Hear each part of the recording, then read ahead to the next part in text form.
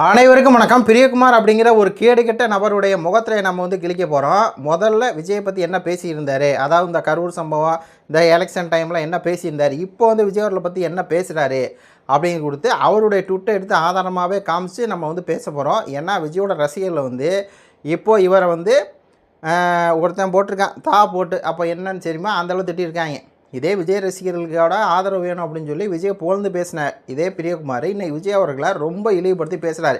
எப்படி அண்ணன் சீமானை வச்சு வளர்ந்துக்கிட்டு அதுக்கப்புறம் அண்ணன் சீமான் அவர்களே ரொம்ப இழிவாக பேசினாரோ அதே மாதிரி ஒரு வேலையை தான் பார்க்குறாரு. என்ன ஜென்மண்டா நீ, மனுஷ ஜென்மமாடா நீ அப்படின்னு சொல்லி இந்த காணொலியில் பேசணும். அது மட்டும் இல்லாமல் நான் தம்ப்லைனை வச்சுருப்பேன், அதிமுகவை அழிக்க தாவேகாவின் கருப்பாடு அப்படின்னு சொல்லி. நல்லா பாருங்கள், அந்த செய்தி ஒன்று இருக்குதுங்க. விஜயோடைய அப்பாவையும் போய் பிரியகுமார் மீட் பண்ணியிருக்காரு எலெக்ஷன் டயத்தில். அதே மாதிரி எலெக்ஷன் டயத்தில் போய் எடப்பாடி பழனிசாமி மீட் பண்ணியிருக்காரு. அதில் என்ன பேசப்பட்டுச்சு அப்படிங்கிற செய்தி கொடுத்து இந்த காணொலியில் முழுமையாக பார்க்கலாம். அதுக்கு மாதிரி நம்ம சேனலை லைக் பண்ணி சப்ஸ்கிரைப் பண்ணி விடுங்க. இப்போது பிரியகுமார் இன்றைக்கி விஜயை பற்றி என்ன சொல்கிறான்னு பாருங்கள். உனக்கு வேணால் அந்த ஆள் தலைவனாக சிஎம்மாக இருக்கலாம், ஆனால் எனக்கு அந்த ஆள் 200 வாங்கிட்டு என்னை என்டர்டெயின் பண்ணுறேன்னு சொல்லிவிட்டு கிரிட்ஜு பண்ணி மொக்க போட்டு என் காசையும் நேரத்தையும் வேஸ்ட்டு பண்ண அறகுற ஆட்டக்காரன் தான் அந்த ஆள். இப்போ விஜய் எவ்வளோ கீழ்த்தனமாக பேசுகிறாப்புல பாருங்கள். 200 டிக்கெட்டை வாங்கிட்டு கிரிஞ்சு பண்ணிவிட்டு மொக்க பண்ணிவிட்டு அறகுற ஆட்டக்காரன் தான் அப்படின்னு பேசுகிறாப்புல. அதுக்கு ஆண்டனி ராஜ் போட்டிருக்காரு, உனக்கு அவ்வளோதாண்டா மரியாதைன்னு போட்டு ஒரு வார்த்தையை போட்டு கேவலமாக பேசிட்டாப்புல.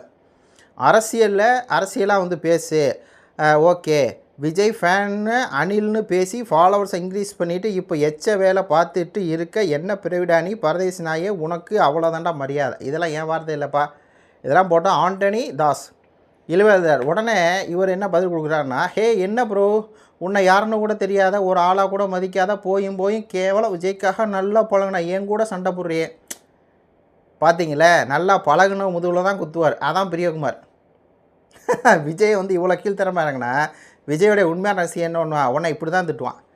என்ன ப்ரோ அப்படின்னு கேட்குறாப்புல, என் பழகிட்டு இப்படி குத்துறீங்களே அப்படின்னு சொல்லி. அதுக்கு டெவில் போடுறாப்புல, எங்கள் கிட்டே பிச்சை எடுத்த நாய் தானே நீ.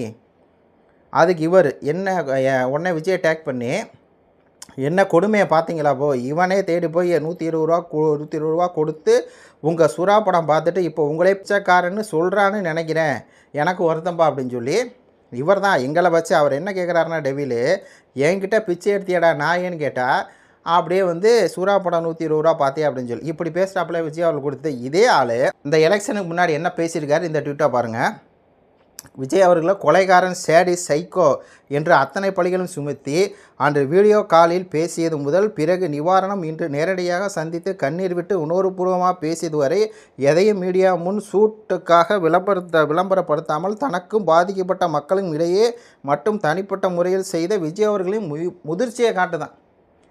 எப்படி புகழ்ந்து பேசுகிறான் பாருங்கள். இன்றைக்கி விஜய் யார், சினிமா நடிகன். இன்றைக்கி தான் ஆக்சுவலாக விஜய் அவர்கள் ஒரு தமிழ்நாட்டுடைய சிஎம். அன்னைக்கு விஜய் அவர்கள் ஒரு நடிகன் தான். நடிகனாக இருக்கும்போது விஜய் அவர்களை முதிர்ச்சி பெற்றுட்டார் அப்படின்னு சொல்ல வேண்டியது. ஆனால் தலைவராக இன்றைக்கி சிஎம்மாக இருக்கும்போது அவரை நீ 200 ரூபா மொக்க படம் வேஸ்ட்டு, ஆட தெரியாத ஆட்டக்காரன், என்னை என்டர்டெயின் பண்ணாதவன் அப்படின்னு சொல்லி சொல்லிட்டுருக்காப்புல. அடுத்து இன்னொரு ட்வீட்டை பாருங்கள். 70 வயசு old citizen for our village. இவங்க ஊரில் ஒரு தாத்தா, அந்த பையன் விஜயை எதுக்கு இவங்கெல்லாம் எல்லோரும் சேர்ந்து பிச்சு கொதறாங்க. முன்னாடியெல்லாம் நான் விஜய் கிண்டல் பண்ணுவேன், இப்போ பார்க்க ரொம்ப கஷ்டமாக இருக்குது. அவனும் தமிழன் தானே, ஆனால் தமிழ்னு சொல்கிற சொல்கிறவங்க கூட ஏன் இவ்வளோ மோசமாக இருக்காங்க.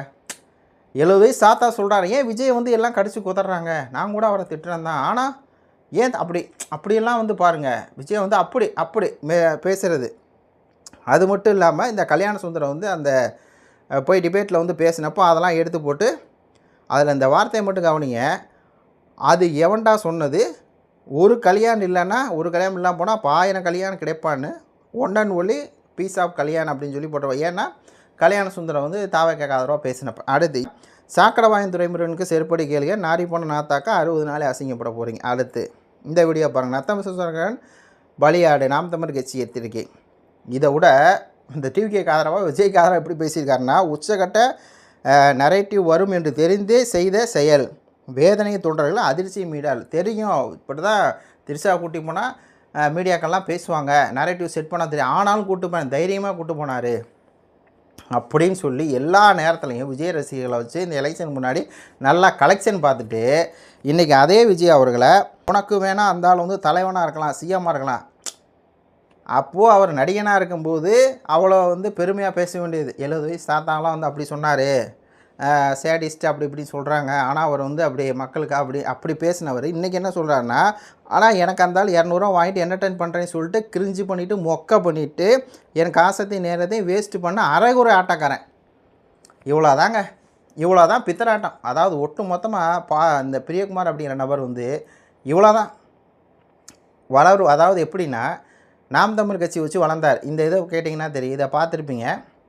ஆனால் சீமான் அவர்கள் வந்து போய் சீமான் அவர்கிட்ட நேராக பார்த்து, ஆனால் உங்கள் நாம் தமிழ் கட்சிக்காரெலாம் கொஞ்சம் சப்போர்ட் பண்ண சொல்லுங்கள், சப்ஸ்கிரைப் பண்ண சொல்லுங்களேன், இந்த திமுகலாம் எங்களை இப்படி பண்ணுறாங்கண்ணே அப்படி பண்ணுறாங்கண்ணே அப்படின்னு சீமான்கிட்ட சொல்லி, உடனே சீமானை நீங்கள் தைரியமாக பேசுங்கடா, எகிரி அடிங்கடா, அண்ணன் நான் இருக்கேன்னு சொல்லி ஒரு யூடியூபருக்கு ப்ரொமோஷன் பண்ண வந்து அண்ணன் சீமான் வந்து மேக்ஸிமம் இவருக்கு தான் நினைக்கிறேன், பிரியகுமார். அப்படி வளர்ந்துட்டு அதே சீமான் அவர்களை என்ன சொல்கிறாப்புல, இதெல்லாம் ஏன் சொல்கிறேன்னா இதெல்லாம் வந்து நீங்கள் பார்க்கணும். இந்த மாதிரி ரெட்டை புரோக்கர்கள் வந்து இருக்காங்க. சீமான் அவர்களை சொல்கிறாப்புல, உன் கட்சியை பற்றி யாரும் பேசாமல் இருக்கணும்னா கட்சியை கலைச்சிட்டு போடா கோமாளி எவனாவது கேட்டுற போகிறான்னான்னு சொல்லி சீமானை அட்டாக் பண்ணி, சரி நீ தான் நீ மானஸ்தான் தாண்டா, நல்ல ஆத்தாளுக்கு அப்பனுக்கு பிறந்தவன் தாண்டா, ஒரு ரத்தத்தில் பிறந்தவனாக இருந்தால் என் பேரை உச்சரிக்காமல் கட்சி நடத்துகிற, உன் கட்சியில் இருக்கிற புறம்போக்குகளை என் பேரை உச்சரிக்காமல் வலுவை நடத்த சொல்கிறா அப்படின்னு விஜய் சொன்னால் என்ன பண்ணுவேன்? ஆனால் யாரும் அப்படி சொல்ல மாட்டாங்க. ஏன்னா ஒரு கட்சின்னு இருந்து ஆதரவு விமர்சனம் எல்லோரும் பேச தான் செய்வாங்க. அதான் ஜனநாயகம் என்ற அடிப்படை தெரியாமல் குரோவ் பண்ணான்னு சொல்லி சீமானவர்களை, ஆனால் சீமானா சப்ஸ்கிரைப் பண்ண சொல்லுங்கண்ணா அப்படின்னு சொன்னவர் சீமானா எப்படி பேசுகிறார்? அதே மாதிரி தான் விஜய் அவர்களை புகழ்ந்து பேசி, அந்த 2வது ட்வீட் ஆண்டனி வந்து கேட்டிருந்தார்ல, எங்களை புகழ்ந்து பேசி எங்கள் சப்போர்ட்லாம் வச்சுட்டு ஃபாலோவர்ஸ் இன்க்ரீஸ் பண்ணிட்டு இன்றைக்கி விஜய் அவர்களே கேவலம் பேசுகிறாப்புல. இதுக்கு என்ன காரணம் அப்படின்னா, இந்த ஃபோட்டோ தேர்தலுக்கு முன்னாடி என்ன பண்ணுறது, நேராக போய் எடப்பாடி அவர்களை சந்திச்சார். நாம் தமிழ் கட்சி ஆதரவாக பேசிக்கிட்டு இருந்தாப்புல. இந்த 2026 எலெக்ஷன் நாம் தமிழ் கட்சிக்கு ஆதரவாக, அப்புறம் பொதுவாக அதிமுக ஆதரவாக இருக்கும். ஆனால் நாம் தமிழ் கட்சியை விமர்சிக்க மாட்டாப்புல. எப்போ போய் அதிமுக எடப்பாடியை பார்த்தாப்புலையோ, எடப்பாடியோட எப்போ அந்த அதிமுக பேரவையில் சேர்ந்தாப்புலையோ, கிஷோர் கே சாமியோட எப்போ சேர்ந்தாப்புலையோ அப்போ இருந்தே நாம் தமிழ் கட்சி மீது தொட்டதுக்கெல்லாம் விமர்சனம். இப்போது திருமாவர்களை முறைச்சா நான் அடிப்பேன்னு சொல்லி அண்ணன் சீமான் சொல்லிட்டார். இது வந்து ஏற்பாடு மூலத்துக்கு செய்கிற துரோகம் அப்படின்னு அதை வந்து மடமாத்துறது. இப்படி ஒரு விஷயமே சாட்டை பற்றி அப்படி இப்படி பேசுகிறது.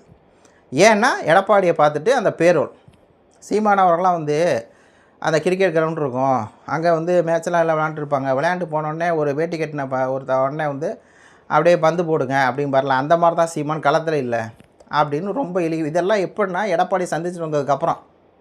அதே மாதிரி தான் அதிமுக அழிக்க எஸ்ஐசிட்டே ஒரு ரகசியமாக சந்தித்து டீல் போட்டிருக்காரு அப்படிங்கிற உண்மை இப்போ வெளியே வருது. அவரே வந்து போட்டிருக்காரு, எஸ்ஐசி அப்போ நான் வந்து சந்தித்தேன் அப்படின்னு சொல்லி. அதை பார்த்துட்டு தான் நம்ம விசாரிக்கும் போது இதெல்லாம் எலெக்ஷனுக்கு முன்னாடியே முடிஞ்சாச்சு,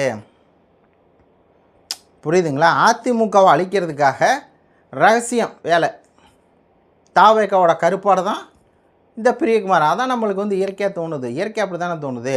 அதிமுக தான் ஆட்சிக்கு வந்திருக்கணும், இருந்தாலும் வந்து அதிமுக பேரவையில் வேலை செஞ்சுக்கிட்டே அதிமுக மட்டும் ஆதரித்து பேசியிருக்கலாம். ஏன் விஜய் ஆதரித்து பேசணும்? அங்கே தான் சுச்சமாக இருக்குது. எடப்பாடி அவர்கள் வந்து விஜய் விமர்சித்து பேசினதுக்கு அப்புறமும் எலெக்ஷன் டயத்துலலாம் எடப்பாடி வந்து விஜய் விமர்சித்து பேச ஆரம்பித்தார். ஆனாலும் எடப்பாடி அவர்கள் விமர்சித்ததுக்கு அப்புறமும் பிரியகுமார் வந்து விஜய்க்கு முட்டு கொடுத்தாப்புல. விஜய் அவர்கள் செஞ்ச எல்லாத்துக்குமே வந்து இது பண்ணாப்புல. ஒன்றும் இல்லைங்க, விஜய் அவர்கள் வந்து போயிட்டுருக்காரு, விஜய் வண்டி பின்னாடியே போய் 2 பேர் வந்து இறந்து போனாங்க, காலேஜ் பசங்க, திருச்சிக்கிட்டே நினைக்கிறேன், தஞ்சாவூர் திருச்சி அந்த இடத்துல. அப்போ நம்மளாம் விமர்சனம் பண்ணுறோம், இந்த ஆள் அப்பையும் வந்து விஜய்க்கு ஆதரவாக தான் பேசுகிறாப்புல, புரியுதுங்களா? ஏன்னா முழுக்க காசு உள்ளடி வேலை. இந்த பக்கம் விஜய் எடப்பாடி அவர்களை ஆதரித்து பேசுகிறேன்னு சொல்லி பேரவையில் சேர்ந்துட்டு, இந்த பக்கம் விஜய் அவர்களுக்கு வந்து நான் இது பண்ணுறேன் அப்படின்னு பேசி ஒட்டு மொத்தமாக என்னென்னா, இவர் பிரியகுமார் அப்படிங்கிறவர் அதிமுகவை அழிக்க தாவேக்காவோட கருப்பாடு. இன்றைக்கி அதிமுக அழிச்சிக்கிட்டு இருக்காரு விஜய். அப்போ இந்த நேரத்தில் நம்ம விஜயை புகழ முடியாது, நம்ம அதிமுக பேரவையில் இருக்கோம், அதனால் நம்ம வந்து அதிமுககார மாதிரி நடிப்போம் நடிச்சுக்கிட்டு இருக்காப்புல. அதனால் விஜய் அவர்களை இவ்வளோ எள்ளி நயறாப்புல, கிரிஞ்சு நடிகன், டான்ஸ் ஆட தெரியாத ஆட்டக்காரன் இப்போ. ஆனால் இதே பிரியகுமார் முன்னாடி என்ன, விஜய் அவர்கள் டான்ஸ் ஆடினா எப்படி தினமாக இருக்கும், அப்படி விண்ணை புழக்கும், பாட்டெல்லாம் சூப்பராக இருக்கும், விஜய் தான் என்னோட குருநாதர்னு மேலே அந்த இதெல்லாம் வச்சுருப்பாப்புல. அந்த அவருடைய அந்த ட்விட்டர் ஐடியில் பார்த்தீங்கன்னா மேலே அந்த காலம் மாதிரி இருக்கும் பார்த்தீங்களா, அதெல்லாம் வச்சு எல்லாம் ஃப்ராடு, இவ்வளோ தான் அந்த பிரியகுமார் முகத்திலே நம்ம வந்து தொடர்ந்து கிழிச்சு விட்டுக்கிட்டு தான் இருக்க போகிறோம். நாம் தமிழர் கட்சியை 8% 4% கொண்டு வந்ததில் இந்த கும்பலுக்கு நிறையா பங்கு இருக்குது, துரோக கும்பலுக்கு. அந்த துரோக கும்பலை நம்ம தொடர்ந்து தோல் உரிச்சுக்கிட்டே இருப்போம். அப்போ தான் அடுத்த தேர்தலில் இந்த துரோக கும்பல் என்ன ஒன்று உள்ளே வரும், அதே மாதிரி இன்னொருத்தண்ட பணம் வாங்கிட்டு நாம் தமிழர் கட்சிக்கு எதிராக பேச, அப்போ நம்ம வந்து டேய் இவன் மானங்கட்டவன்டா. இதே மாதிரி தான் போன எலெக்ஷனில் விஜய் ஆதரிச்சுட்டு கடைசியில் விஜய் இப்படி சொன்னாப்புல, அதுக்கு முன்னாடி எலெக்ஷனில் சீமானை ஆதரிச்சுட்டு அதுக்கப்புறம் எலெக்ஷன் நேரத்தில் சீமானை எதிர்த்தாப்புல, இவ்வளோ தான்டா இவங்க காசுக்காக வேலை பார்க்குற ஒரு கூலிகடா, ஒரு புரோக்கர்கடா அப்படின்னு சொல்லி தெரியணும்ல. அதுக்கு தான் அந்த பதிவு. உங்கள் கருத்துக்களை சொல்லுங்கள். நன்றி, வணக்கம்.